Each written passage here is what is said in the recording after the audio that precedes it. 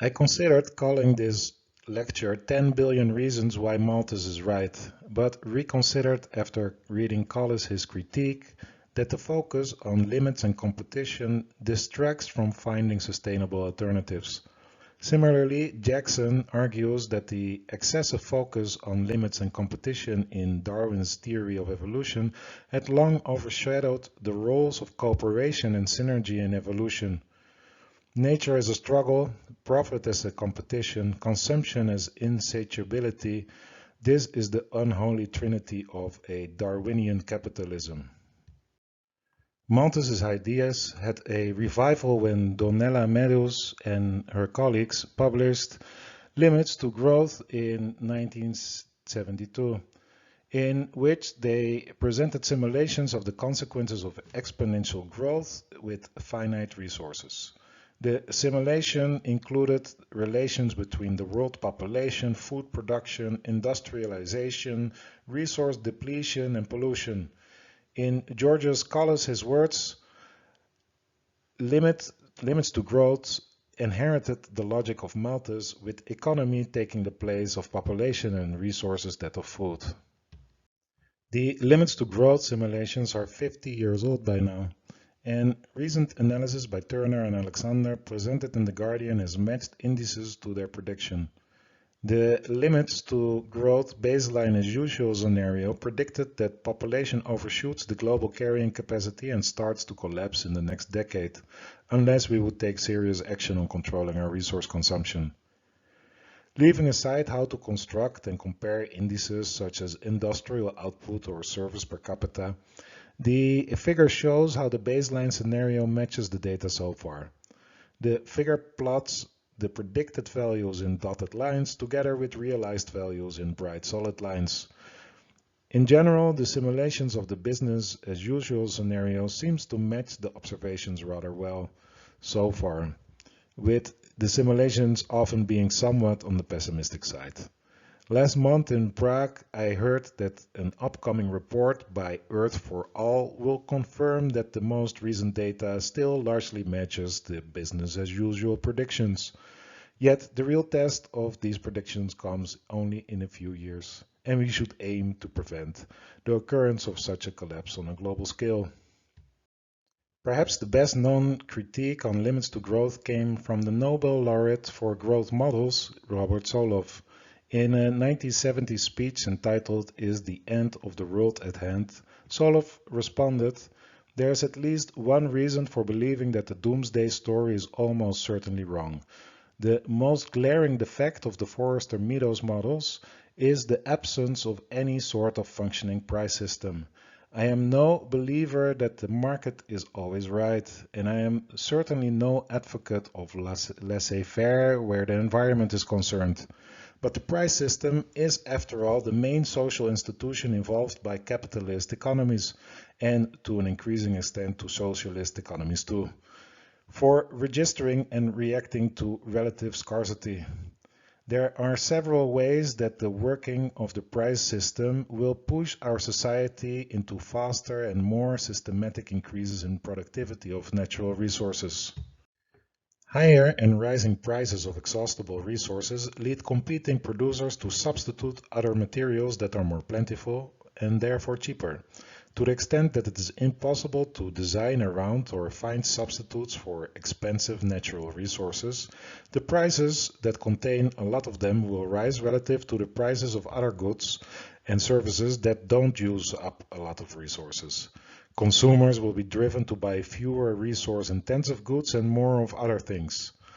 All these effects work automatically to increase the productivity of natural resources, i.e. to reduce resource requirements per unit of GDP. Solow appeals to the importance of relative scarcity and possibilities of substitution to argue that it may be a long time before absolute scarcity becomes binding for economic growth. Let us first look deeper into this relative scarcity captured by the price system and return to substitution possibilities later. The price system that Solow describes is an example of a balancing feedback loop that alleviates concerns of absolute resource scarcity and if we were to believe Solov's, possibly postponing problems into the indefinite future. This concept of feedback loops is central to system dynamics and the analysis of complex systems. We can distinguish positive or reinforcing feedback loops and negative or balancing feedback loops. An example of a positive feedback loop is that global warming leads to melting ice caps, which leads to more warming because the darker surfaces of ocean or land absorb more heat than the white surface of ice did. The left-hand figure depicts this reinforcing feedback loop known as the albedo effect. Meadows notes that positive feedback loops are relatively rare in nature. Positive feedback loops are sources of growth, explosion, erosion, and collapse in systems. A system with an unchecked positive feedback loop will destroy itself. That is why there are so few of them. Usually a negative feedback loop will kick in sooner or later. One such negative feedback loop, the earlier described price system, is depicted in the right-hand figure. Note that the resource scarcity in this figure refers to relative resource scarcity. That is, the decreased demand due to rising prices leads to alleviating resource scarcity, but absolute resource scarcity still increases with the exploitation of any non-renewable resource. An important caveat of Solov's argument is that many of human impacts are unpriced. For example, in many parts of the world it remains free to emit greenhouse gases. The mainstream economic response is either to introduce prices for such behavior directly using taxes or to introduce such prices indirectly through a market for emission rights. Lectures 2 and 3 covers these topics in more detail. And even when there exist markets for the resource in question, there is little to guarantee that the balancing force of the price system will help to keep the consumption within sustainable levels. The second trump to Solov's argument is that as resources become scarcer, mankind usually finds ways to substitute this resource using alternative inputs to production. Say that steel becomes scarcer and more expensive, it becomes more lucrative to look for other materials that can replace steel, such as bamboo. The assumption of the existence of such substitution possibilities becomes more questionable when it concerns the possibilities to substitute natural capital by man-made capital. While it is not difficult to find examples of such substitution for ecosystem services, for example, vanilla is pollinated by hand. Many almond farmers in California hire beekeepers to visit their orchards. And there are experiments with pollination by drone-delivered soap bubbles. Replacing these services could become excessively costly on a large scale, and the extent through which all of such ecosystem services could be replaced is highly uncertain. For example, soil formation, climate regulation, and storm protection.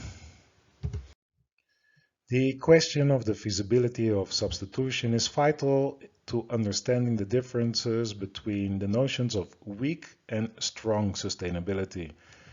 As Kenneth Arrow notes, the terms sustainability and sustainable development became commonplace after the report by the World Commission on Environment and Development, widely known as the Brundtland Commission after its chairperson. Sustainable development was defined as development that meets the needs of the present without compromising the ability of future generations to meet their own needs. Several interpretations of sustainability are compatible with this phrase. The notion of weak sustainability holds that we can speak of sustainable development as long as the total stock of capital, natural, human, man-made, is non-decreasing. By contrast, proponents of the strong sustainability question the feasibility of substitution, and claim that society needs to maintain a non-decreasing stock of natural capital to speak of sustainable development. Let us return to Madagascar for a moment. I talk about Madagascar not only because it may or may not serve as an example of a Malthusian catastrophe, but also because a course on islands taught me that islands often serve as a metaphor for global developments. The Food and Agriculture Organization of the United Nations monitors the global forest cover and reports their assessments with 5-year intervals since 1990. Between 1990 and 2015, the global forest cover has been reduced with an area larger than the size of South Africa, about 3 times larger than California, or about 14 soccer fields per minute. And at the same time, the vastness of various forests is still so magnificent that one could be tempted to disregard or maybe even distrust statements like 14 soccer fields per minute. The same statistic presented in another way, a decrease in the global forest cover from 31.6% to 30.6%, may seem more credible and deceptively less alarming. Human impact through deforestation is exemplary for a much larger set of influences over natural processes. This is perhaps most famously illustrated by Will Steven and colleagues, the great acceleration set of graphs that shows exponentially increasing socioeconomic trends, for example in water use, fertilizer consumption, and transportation. The scientific community is increasingly adopting the term Anthropocene to describe a new geological epoch during which human activity has come to dominate several global natural processes. Crutzen introduced the term by referring to our impacts on land use, the prevalence of dams and river diversions, and the share of the fish stock used for human consumption, among others. The realization that humanity has a globally measurable and increasing impact inspired the latest influential contribution in the Malthusian tradition by Johan Rockström and colleagues. Rockström et al. Proposed to establish 9 planetary boundaries for the impact of our economic activity and suggest parameter values for 7. For example, the proposed threshold for climate change is set at an atmospheric concentration of carbon dioxide of 350 parts per million. Ever since 2016, it has been well over 400.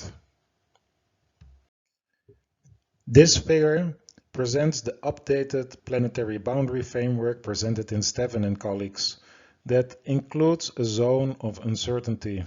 It shows that, in addition to the boundary for climate change, the current rate of biodiversity loss, disturbances to the nitrogen and phosphorus cycles, and land system change are also thought to be outside of safe boundaries for human activity.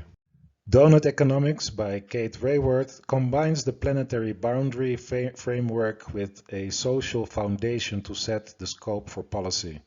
Raworth argues that economic activity should take place within this donut between acceptable living conditions and ecological limits.